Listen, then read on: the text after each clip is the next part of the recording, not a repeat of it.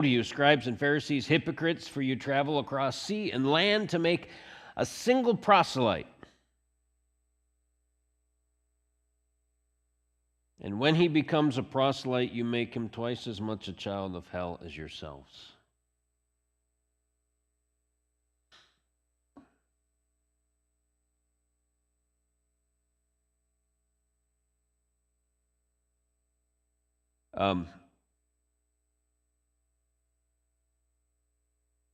How do you think a religious group like the scribes and Pharisees would have felt when Jesus said that?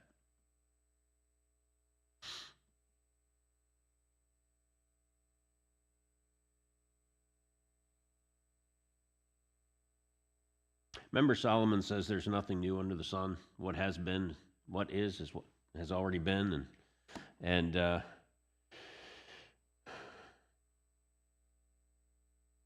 polarity is nothing new. They're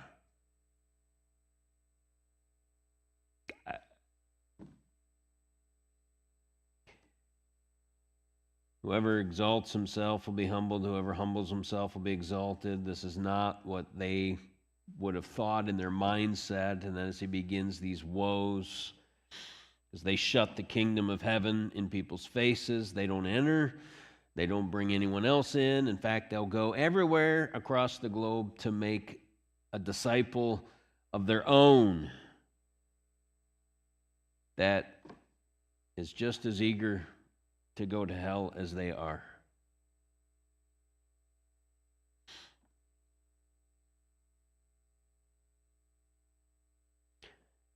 Well, there's only a couple of options, really. They could either just write Jesus off as a lunatic and just think what he says is laughable. They have a problem. There are a number in the crowd that still believe what Jesus says, that are recognizing his authority. The other option is to hate him in increase, which is what happens, and you see how close we are to the crucifixion here as we continue through the life of Christ. Verse 16, woe to you, blind guides, who say, if anyone swears by the temple, it's nothing, but if anyone swears by the gold of the temple, he is bound by his oath. What's that mean? Well, that means they're devising these technicalities that it's sort of like, twist your fingers and hold them behind your back when you make a promise and you don't have to keep it. It's that childish. That's what they're doing. They're making these little technicalities where you can swear on behalf of this, but you don't have to keep that. But if you do it with swear by the gold in the temple, well, then you're bound by that one. You don't have to keep the other ones. You blind fools. For which is greater, the gold or the temple that has made the gold sacred? See, they're clueless here. They would assume the gold is more valuable than the temple. And you say, if anyone swears by the altar, it's nothing, but if anyone swears by the gift that is on the altar, he's bound by his oath. You blind men, for which is greater, the gift or the altar that makes the gift sacred? So whoever swears by the altar swears by it and everything on it. Whoever swears by the temple swears by it and by him who dwells in it. Whoever swears by heaven swears by the throne of God and by him who sits upon it. They would make a promise in such a way that in their mind it was void. It really didn't, it sounded good, but when it came time to pay up, they didn't have to pay up.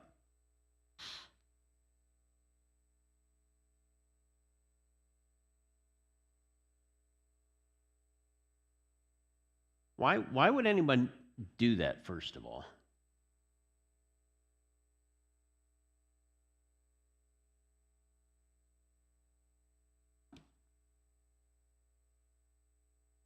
What's the impetus behind all of this?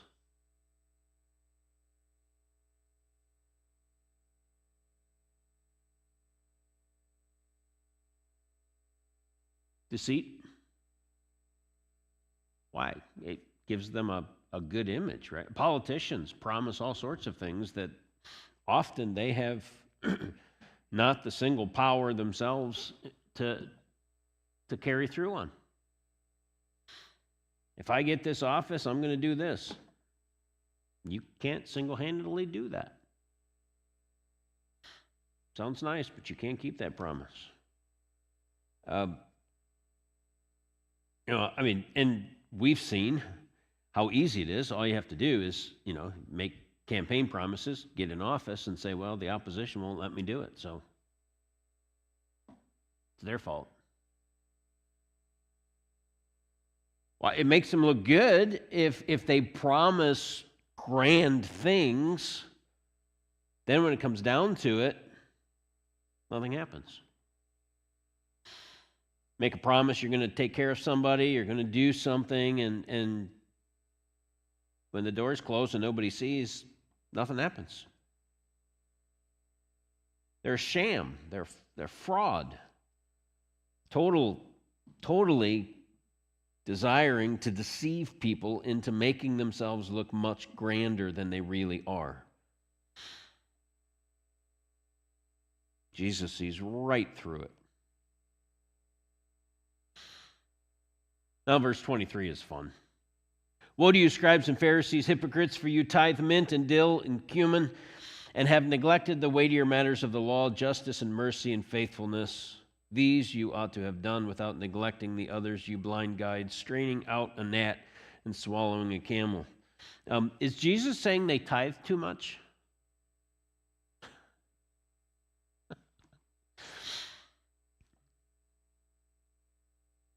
What's going on here?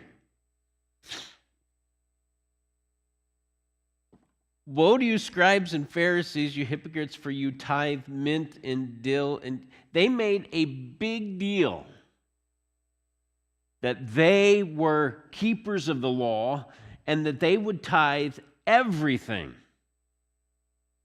Everything. We recognize that all we are and all we have is His, right? Tithe represents that, demonstrates that, but not just financially, not just in terms of monetary gifts of money, but in time and talent and every aspect of our life. They thought they were grand because instead of just giving a portion of a tithe, certain amount of money, they gave they tithed everything. As historians fill us in on the details, they were known to they were so much better tithing weeds from their neighbor's property, all the while ignoring gross, blatant, obvious sins. So they would take weeds and herbs and anything else, their property, somebody else's property, on their journey to the temple, and then when they got there, they had this pile that they would offer as a tithe, and just looked like they were, they didn't just show up with a couple of coins, they had a whole load of stuff. Most of it wasn't theirs. You neglected the weightier matters of the law. Justice, mercy, faithfulness.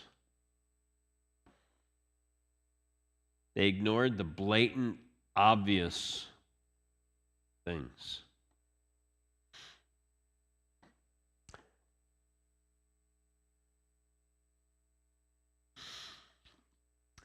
There are far too many incidences where police pull over somebody, they've got warrants, maybe a whole string of warrants. And they call the jail, and jail says, nah, not worth holding them. Sometimes you wonder, but, the prosecutor's not going to get to it. Nothing's going to happen. The warrants just sit there. Sometimes you wonder what it actually must take to actually end up in jail. Sometimes it's ridiculous. Our system, they jump on little things at times, and then there are some serious offenses that nothing seems to happen. This is a long-standing problem, according to Jesus. The Pharisees had the problem. The scribes had this problem. There was no justice. There was no mercy. There was no faithfulness. There was no accurate interpretation of the law. And I like this. I like this comparison here. You blind guides straining out a gnat, swallowing a camel.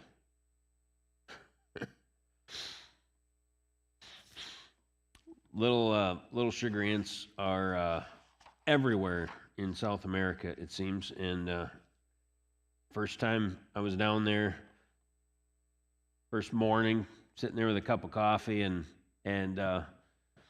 within seconds, it seems, you've just got ants crawling up over the mug and floating in it, and they told me what happened. Pretty much was reality. The first day you want to throw that out and start over and try to keep the ants out. The next day you take a spoon and you just scoop out a couple of them and finish. After that, you just get extra protein. Yeah. Yeah. But a camel, I think I'd notice that. I mean, there is so much here. Gnats are hardly noticeable unless they get in your eye. Then they're a little bugger. But camels are a bit larger than a gnat, right? A little bit more obvious.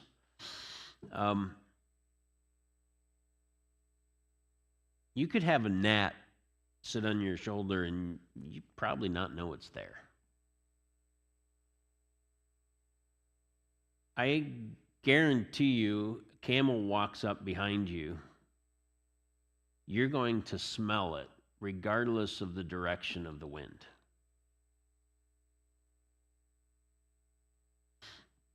Having the privilege, as some might say, to ride on a camel,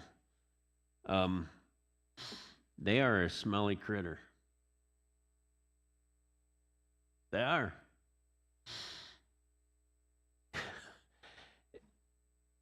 You blind guides, you strain out a gnat and you swallow a camel.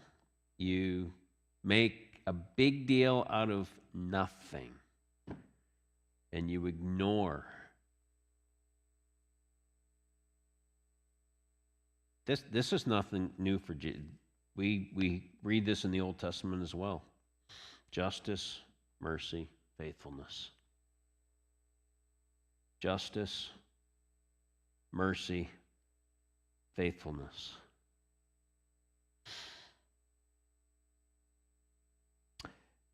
Verse 25, woe to you, scribes and Pharisees, hypocrites. By the way, is hypocrites a third group here, or is this a collective term encompassing the scribes and the Pharisees? I would agree with that. I think it's a very descriptive grouping of the scribes and Pharisees as a whole. Verse 25, woe to you, scribes and Pharisees, hypocrites, for you clean the outside of the cup and the plate, But inside they're full of greed and self-indulgence.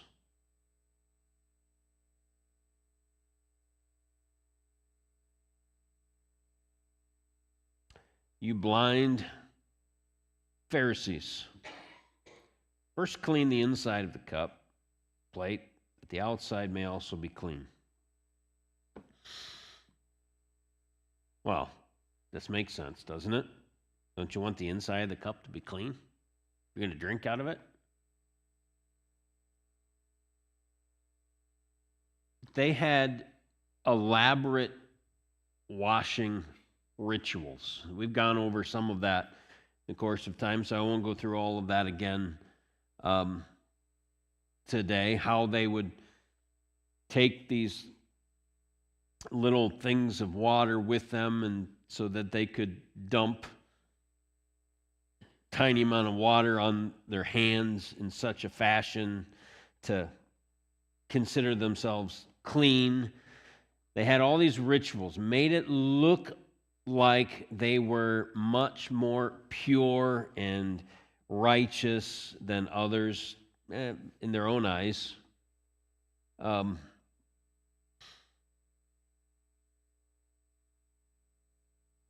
Looked good.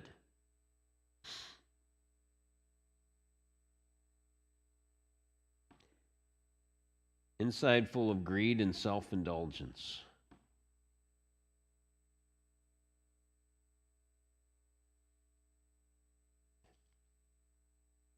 Been to a few houses that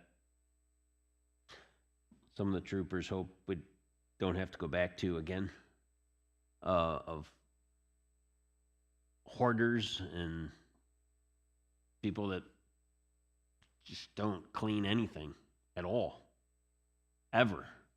And be like taking one of those houses and putting on a new roof and some new siding and painting up the outside and making it look really nice and putting it on the market. And it looks good in the description from the realtor, right? So you go and open up the door. That's what their life was like. They gave the appearance of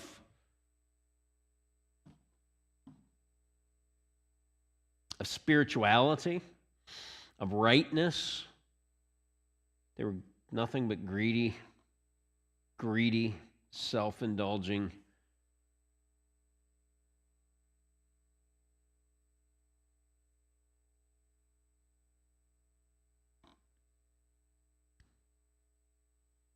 What happens if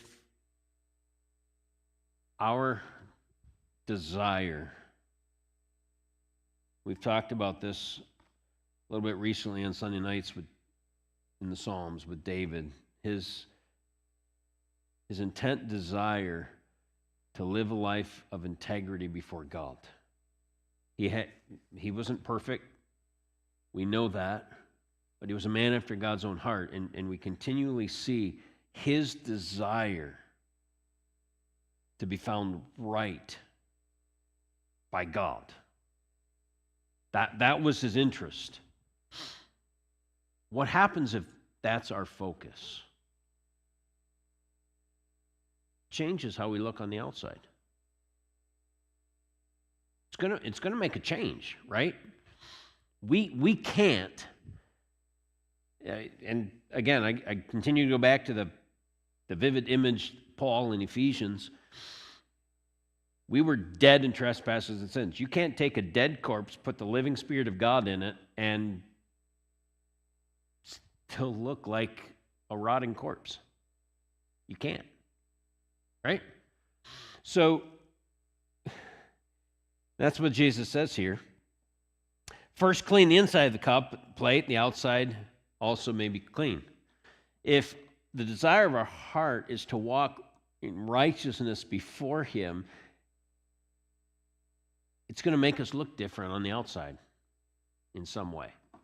Just trying to look good on the outside doesn't fix anything.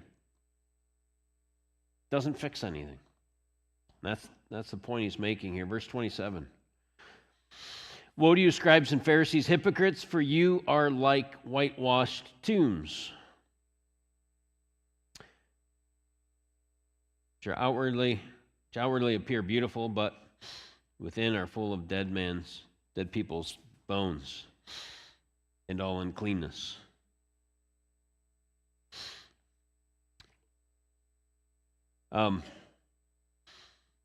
Custom had it that tombs were whitewashed prior to Passover.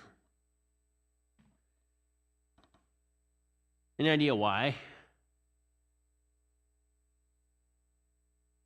It's interesting trying to sort this out. It wasn't necessarily to beautify them.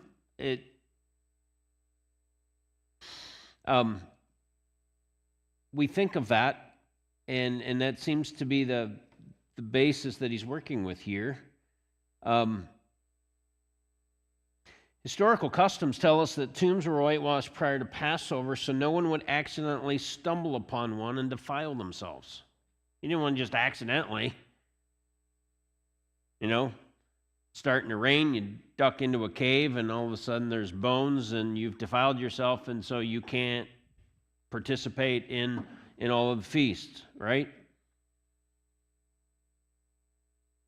Jesus said they were like that. They appeared nice on the outside, but inside they were full of dead men's bones. There's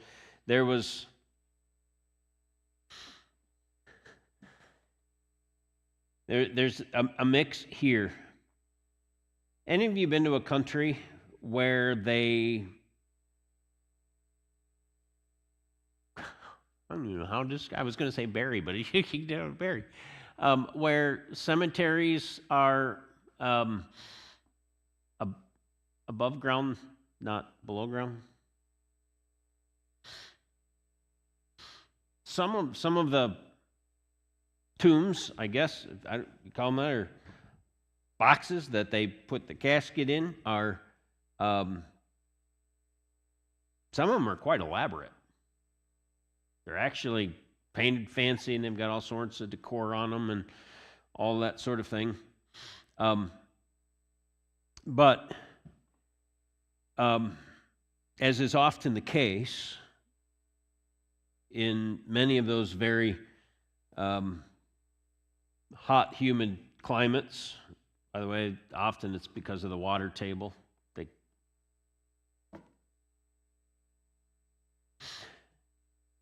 They could dig, but they'd only get water. So, but as is often the case, many of the seals don't function as well as they are intended to. So no matter how pretty they decorate those, no matter how nicely they're painted, when you drive by there, you don't need a sign to tell you what you're passing.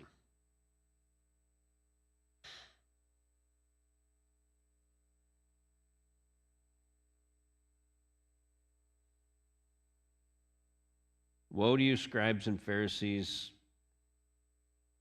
You look good on the outside. You try to give the appearance of looking good on the outside. But not only do you stink inside, you are fully unclean. Which, understand what that means here. Understand the time frame here. We're within the last week of Jesus' life. The Passover is approaching, right? That's where we're at.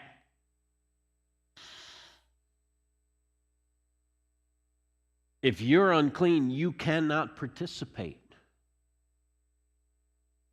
And if you... It's like being cut off and ostracized from all of the religious practice that's going on, that's taking place. You'd be left out of it. They appeared nice on the outside, but inside they were unclean.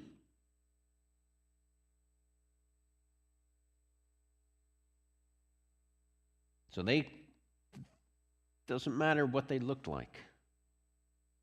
Within, you're full of hypocrisy and lawlessness.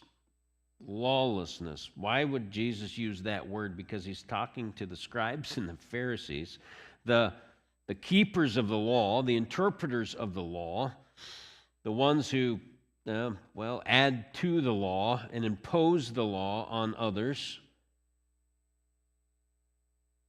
They're lawless.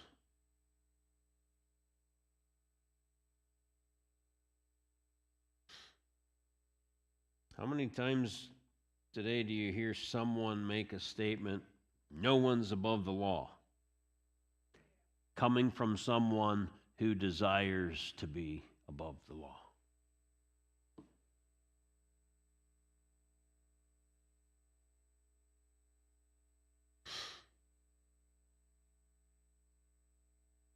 Regardless of their external response, the anger that eventually shows forth, I have to believe that there were some scribes and Pharisees who, though they would never verbally acknowledge it, had to be sitting there knowing, how does he know all this? How can he see so clearly inside of us?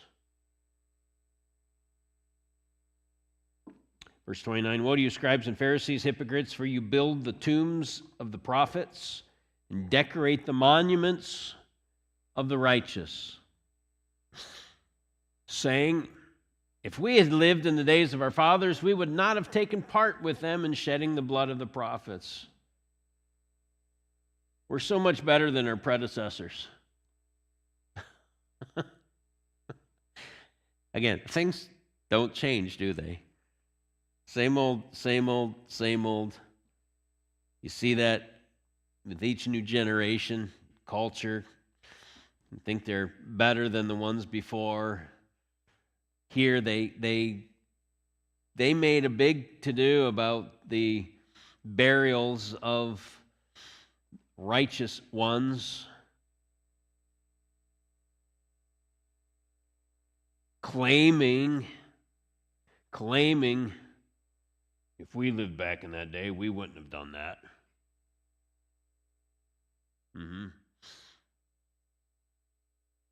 Verse 31, thus you witness against yourselves that you are the sons of those who murdered the prophets.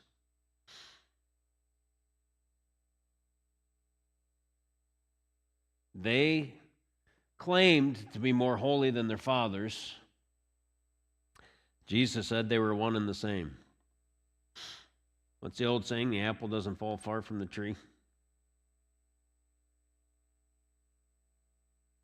Sometimes it rolls a ways.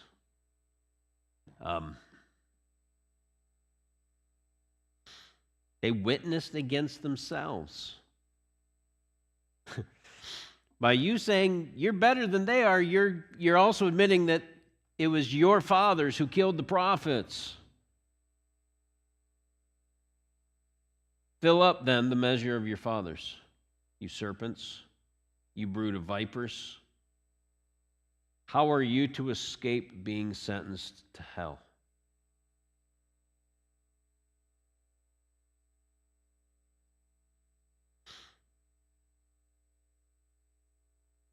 Not likely one of the quotes of Jesus that you find on your refrigerator. That's powerful.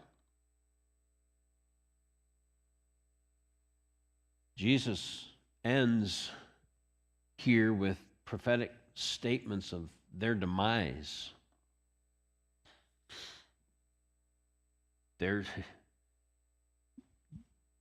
You here are well aware that there's a connection often between choices and consequences. Seems like a lot of people don't get that. Jesus connects the dots very clearly here. This is who you are. This is what you really are, regardless of how you appear or try to look on the outside, this is where it leads you. This is the path. You're trying to say you're more righteous than your predecessors, that you wouldn't have participated in killing the prophets? Huh. Within days, they are shouting, "Crucify him." Fill up then the measure of your fathers. You serpents, you brood of vipers, how are you to escape being sentenced to hell? On what basis do you think you will escape the fire of hell? Therefore I send you prophets and wise men, scribes, some of whom you will kill and crucify, some you will flog in your synagogues and persecute from town to town, so that on you may come all the righteous blood shed on earth, from the blood of righteous Abel to the blood of Zechariah, whom you murdered between the sanctuary and the altar. Truly I say to you, all these things will come upon this generation.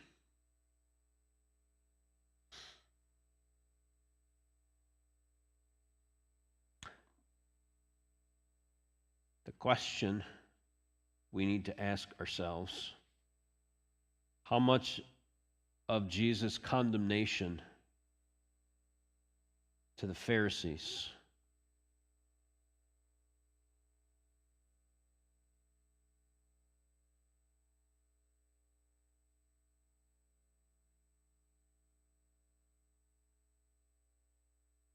is found in us?